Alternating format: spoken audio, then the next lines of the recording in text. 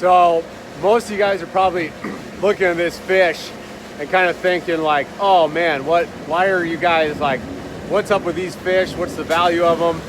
They look spawned out, they don't look good. So these being chum or Keta salmon, like we mentioned earlier, what the guys are really going after here is the roe. So what I mean by roe is that's the eggs. So Ikura is chum roe. So basically what happens here is these fish are pumped up the sorting line, just like we were talking about, and then they are headed and gutted. So the fish are processed, but then all the roe is actually extracted out of the fish, and then they go up into the Ikura line. So what they actually do is they make Ikura. So that is all the individual eggs, all sorted out, all brined, and this is a big deal, big value in a lot of markets, foreign markets around the world.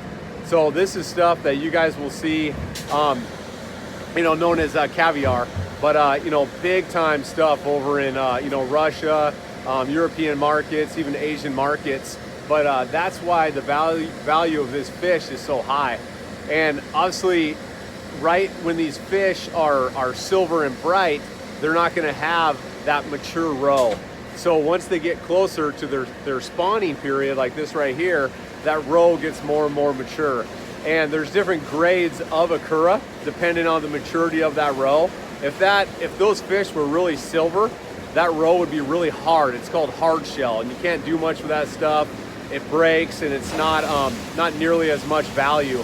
So that's why this time of the year, these fish are very high value and worth a lot of money to the fishermen and the processors. At the same time, guys got to watch out, because if there's a lot of male fish in there, you don't get that value. The males do not have the roe. So when you're fishing, you can't decide if you're catching a male or a female. So there are carcass markets, which I mean is just the fish itself, will go places for the males, and that could go, export over to Asian markets and stuff like that, or that fish gets ground up and turned into meal as well.